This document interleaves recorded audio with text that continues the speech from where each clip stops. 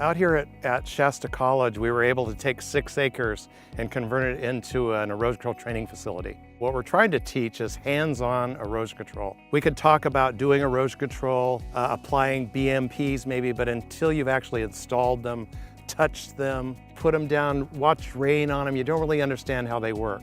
So we try to provide a laboratory where people come out, get dirty, and learn how to do it.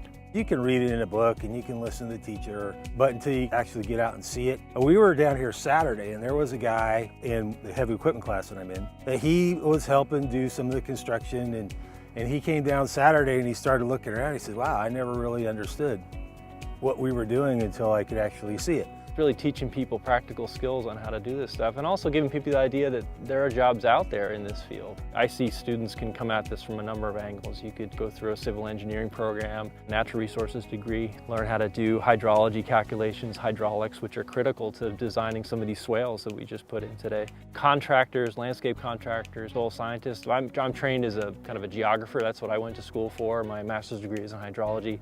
It's really amazing, and it's a growing industry. There are not a lot of experts out there. So there's opportunities both in sales and technical representation for the different BMPs.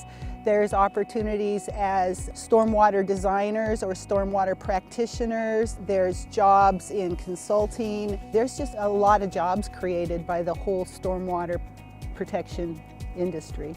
These are just really good practical skills that John's passing along that are really transferable. We have a couple of students, Hal, who actually built that slope behind us. We call it Hal's Hill now. He built the slope and track walked with the bulldozer. That was his job. We had other students that built the drainage ditch behind us. They did the plumbing on the facility that was going to allow the water to come down. We have people that worked on the sediment pond and installed the skimmer basin. All of my students, or all of our heavy equipment students, they want to leave here with skills, driving a bulldozer, a backhoe. They want to work in construction. The building market is going back up. Commercial buildings are going back up. What's different now is we also have the Clean Water Act that's more restrictive. The Clean Water Act says that every construction site, 1 acre or more, will have effective BMPs around it. So you have this construction industry moving up, and you have these regulations that are coming up against it. And so you need to be able to do compliance with the Clean Water Act.